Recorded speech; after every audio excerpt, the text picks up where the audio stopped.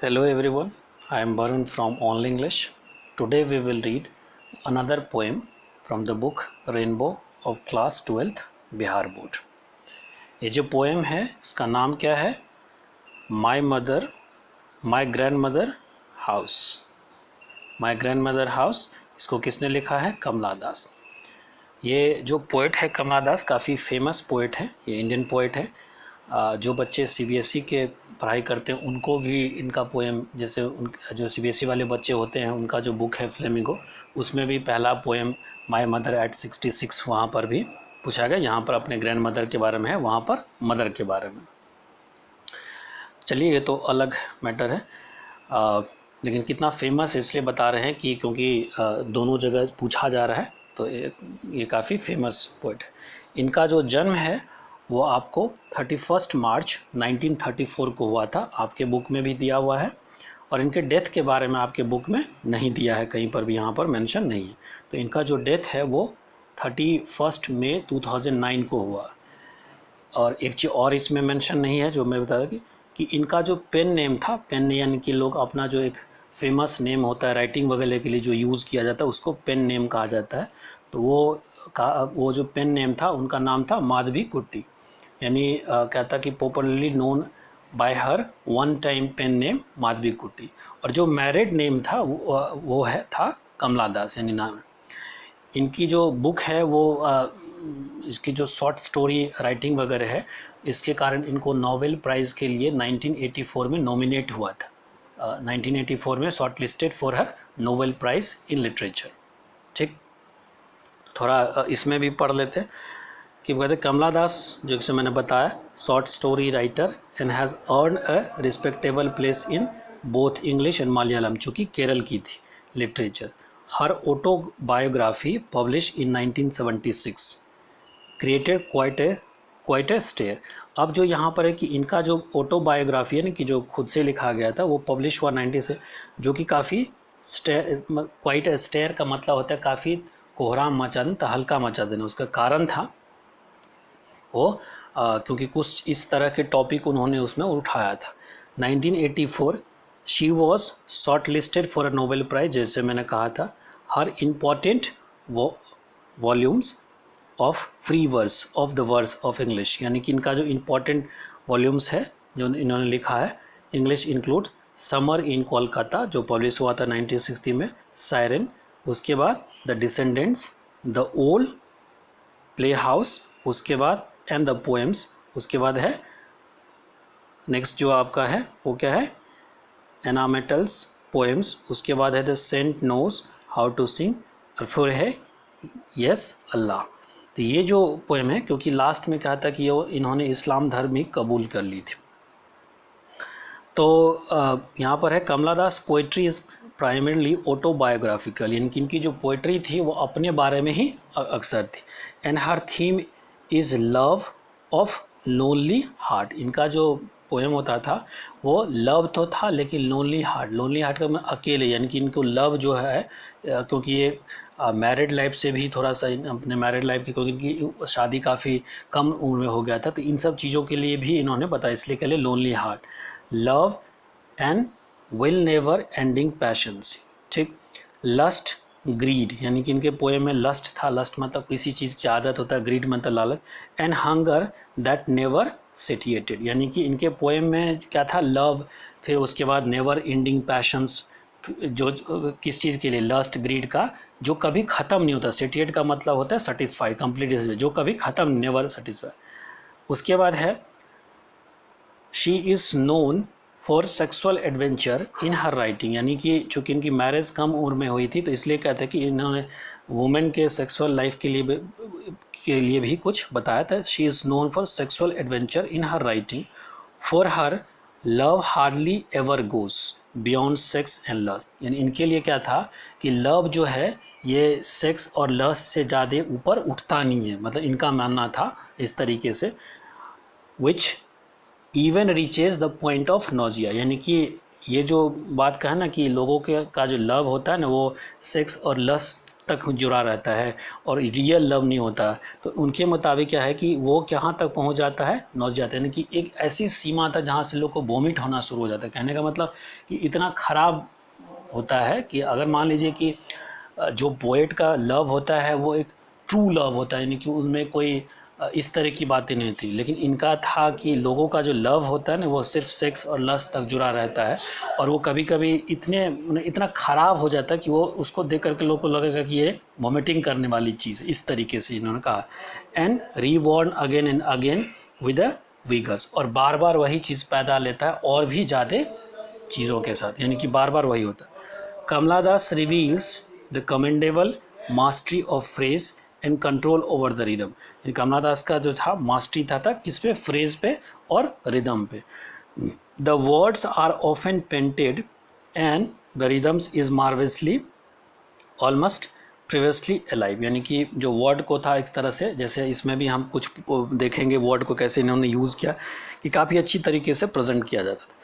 तो चूँकि ये जो पोएम आप पढ़ेंगे, इनके लाइफ काफ़ी कम उम्र में इनकी शादी हो गई थी, और जो लव और अफेक्शन इनको अपने घर में मिला था ये इनके अपने हस्बैंड के घर में नहीं मिल पाया था, और इन्होंने इसीलिए इस तरह के कुछ पोएम्स लिखे जो हम पढ़ेंगे, काफ़ी फेमस थी लोगों के बीच में।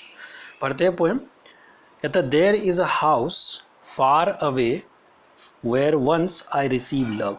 There is a house now far away once away where once I receive love, यानी कि एक, चूँकि अब इनकी शादी होकर के अपने हस्बैंड के घर चली गई, तो कहती है कि एक घर हुआ करता जो काफ़ी दूर है, और जहाँ मुझे काफ़ी लव एंड अफेक्शंस, मुझे लोगों का स्नेह और प्यार मिला करता था। तो किसके घर के बारे में बता रहे हैं, ग्रैंड मदर के हाउस के बारे में, वो दादी के घर के बारे में। तो there is a house now for far away where once I receive, जहाँ पर मुझे काफ़ी स्नेह, प्रेम, लव एंड अफेक्शन मिला करता था। दैट वुमेन डाइड, वो जो वुमेन थी, यानी कि जो औरत थी जो मुझे लव एंड अफेक्शन देती थी, वो मर गई। कौन थी वो, ग्रैंड माँ। The house withdrew into silence, अब जब कोई मर जाता है, उसके घर में कोई रहने वाला नहीं है, तो फिर क्या होगा, तो वो घर क्या हो गया, उसमें सन्नाटा छा गया, अब उसमें कोई नहीं बोलता, यानी कि पूरा घर जो है सन्नाटा हो गया। स्नेक्स मूव्स, अब होता ना कि अगर आप देखते होंगे जिस घर में कोई नहीं रहता है, कभी कभी देखते हैं कि एक ही घर में इतनी देखते होंगे कि एक घर में कभी हल्ला या शोर शराबा होते रहता है, लेकिन जब उस घर में नहीं रहता तो उस घर में वीरान सी हो जाती है, स्नेक मूव करने लगता है। तो वही कहती है कि वो घर क्या हो गया, पूरा साइलेंट हो गया, पूरा सन्नाटा छा गया, और वहाँ पर क्या होता है, स्नेक मूव, यानी कि सांप जो है वहाँ पर मूव करता है। अमंग बुक्स, किसके बीच में, बुक्स के बीच में, वो यानी कि, और ये काफ़ी रॉयल फैमिली से बिलोंग करती थी, तो यानी कि यहाँ पर ये भी बताता कि इनके घर में सारे एजुकेटेड लोग थे, यानी कि इनकी ग्रैंड मदर। तो यानी वो जो बुक, वो जो घर जहाँ पर ये रहा करती थी, जिसमें कि अब काफ़ी साइलेंट हो गया है, सांप घुमा करता है, कहाँ पर वो सांप घुमा करता है, among books I was then too young to read, यानी जो स्नेक है वो उस बुक्स के बीच में घुमा करता है, जो बुक मैं काफ़ी पढ़ नहीं पाया। जब होता है ना, टू का यूज़ किया करता है कि it is too cold to touch, यानी इतना ठंडा कि मैं टच नहीं करती। तो वो कहते कि मैं इतना यंग थी कि मैं उस बुक को पढ़ नहीं सकती थी, या मैं नहीं पढ़ी। उन बुक के बीचों में अब क्या है, स्नेक जो है मूव करता है। And my blood turn like a moon, और जो मेरा ब्लड है, यानी कि खून जिसको कहते हैं, वो ठंड हो चुकी। एक तरह से यहाँ पर सिमली यूज़ किया गया, कंपेयर किया गया है। ये सब जो दृश्य मैं देखती हूँ, मान लीजिए आप जिस घर में रहते हैं और वो घर को छोड़ के चले जाते हैं, फिर भी उस घर की याद आती है, देखते हैं घर कैसा वीरान हो गया है, वहाँ पर अब कोई और रह रहा है, या इस तरीके की चीज़ है, तो आपका कैसे अंदर से जो मन है रोने लगता है, ठंड सी पड़ जाती है। इसी तरह कहते कि my blood turn like a moon, cold moon. How often I think of going, कहती है कि मैं कितनी बार सोचता हूँ कि वहाँ पर मैं जाऊँ, कहाँ पर, उस ग्रैंड मदर के घर जहाँ पर रहा करती थी, there to peer through the blind eyes of the window, और मैं वहाँ जा कर के, पियर का क्या मतलब होता है, पियर का पेयर का मतलब होता है झांकना, लुक केयरफुली, कि मैं विंडो से बाहर झांक करके। तो अब ये जो ब्लाइंड आई से कोई झांक करके देख सकता है, तो ये एक इमेजरी यूज़ किया गया, यानी कि एक इमेजिन करने वाला चीज़ जो काल्पनिक, जो संभव नहीं। तो कह रहा है peer through the blind eyes of window, यानी मैं वहाँ जाऊँ और उस विंडो के बाहर झांक करके देखूँ। और फिर दूसरा क्या करो, और just listen to the frozen air, और वहाँ का तो अब एयर भी जम चुका है। कहने का मतलब ये हुआ कि अब वो नहीं रहती है, तो वहाँ का इन्वायरमेंट इतना, जब होता है ना कि किसी भी बगीचे में, किसी घर में जब आप साफ रखते हैं, रहते हैं, तो लगता है सब कुछ जीवंत है, लेकिन जब छोड़ दे तो लगता है कि ना वीरान सा, वहाँ कुछ भी अच्छा नहीं लगता, हवा भी अच्छी नहीं लगती। तो इसलिए कह रहे कि मैं कभी कभी मैं सोचती हूँ, कितनी बार सोचती हूँ कि वहाँ जाऊँ, वहाँ जो है विंडो से बाहर देखूँ, या जा करके क्या सुनूं, वो जो फ्रोजन एयर है उसको सुनूं, या फिर क्या करो, all in the wild despair. और फिर क्या कहते हैं, वाइल्ड का मतलब होता है काफ़ी ज़्यादा, मतलब कि स्ट्रॉन्ग फीलिंग जो कहते हैं, और यहाँ पर डिस्पेयर का मतलब होता है कोई चीज़ को लाइक नहीं, यानी अब ये गुस्से में करती है, ये वर्ड जो है वाइल्ड डिस्पेयर, यानी कि अब वो गुस्से से खींच करके कहती है कि वाइल्ड डिस्पेयर नहीं, कम से कम जा करके, कि अब ये यहाँ तक तो कह रही कि मैं वहाँ जा, कितनी बार सोचता हूँ जाऊँ वहाँ विंडो के बाहर देखूँ या म्यूजिक सुनूँ। फिर कहती है कि थोड़ा सा गुस्से से, ये कि इन द वाइल्ड स्पेयर, गुस्से से come pick an armful of darkness, जा करके कम से कम थोड़ा सा मैं वहाँ से डार्कनेस ही ले करके, ये गुस्से वाली बात, फ्रस्ट्रेशन वाली बात होगी, कि pick an armful of darkness to bring it here, यानी कि मैं वहाँ से थोड़ा सा अंधेरा ही जो है उठा करके अपने हाथ में ले आऊँ, here to lie behind my bedroom, और फिर मैं अपने उसके बेडरूम में रख दूँ, bedroom doors like a brooding dog, और किस तरह से मैं रख दूँ उसको पीछे, कहाँ पर, अपने दरवाजे के पीछे, किस तरह से, ब्रूडिंग डॉग। अब ब्रूड का मतलब होता है जो चीज़ आपको परेशान करने वाला होता है, यानी कि एक डॉग जैसे होता है चुपचाप बैठे रहता है और आप कुछ बोलता नहीं है, तो एक तरह से अनकंफर्टेबल आपको फील होता है। तो इसी तरह के behind my bedroom like a brooding dogs, ठीक। और यहाँ पर ब्रूडिंग डॉग का ये भी मतलब था कि मैं उस अंधेरों को ही कम से कम लाऊं ताकि वो मुझे सपोर्ट करे, मुझे हेल्प करे, तो दोनों मीनिंग यहाँ निकल सकता है। फिर कहता है यू कैन नॉट बिलीव, तो पहला वाला ही होगा कि मैं, कहता है ना कि नहीं कुछ तो कुछ मिल जाए, तो कम से कम जा करके मैं वहाँ से अंधेरा ही लाऊं ताकि वो मुझे अच्छा लगे। फिर कहता है यू कैन नॉट बिलीव, अब ये यू किसको कह रहा है, या तो अपने हस्बैंड को कह रहा है या हम लोग को कह रहे हैं, कि आप लोग इस बात को नहीं समझेंगे।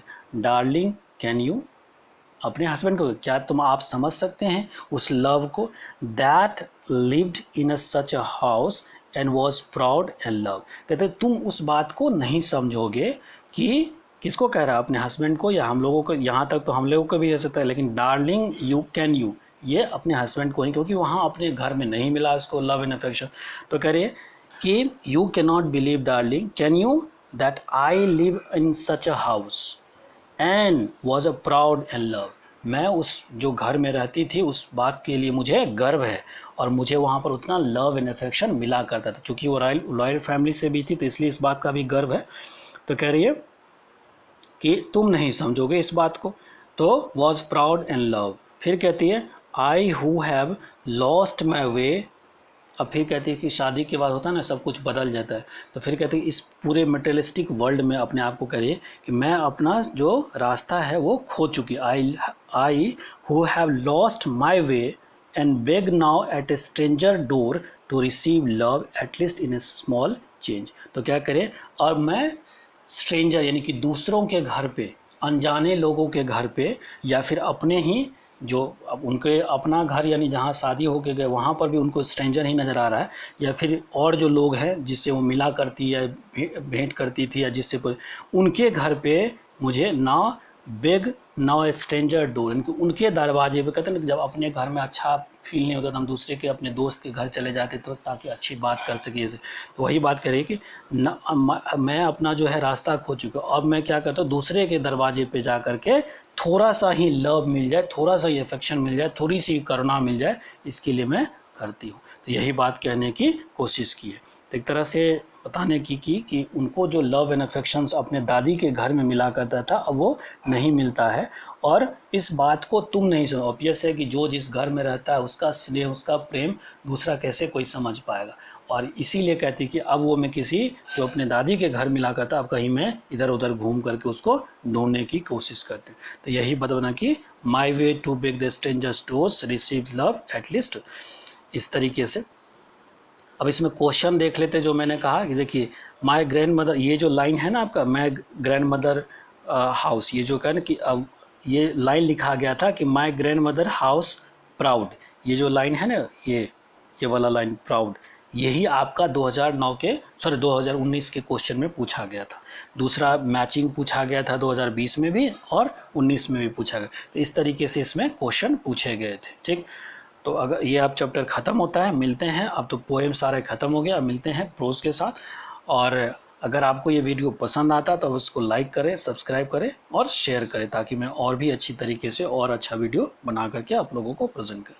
मिलते हैं नेक्स्ट वीडियो के साथ। Till the time have a good day.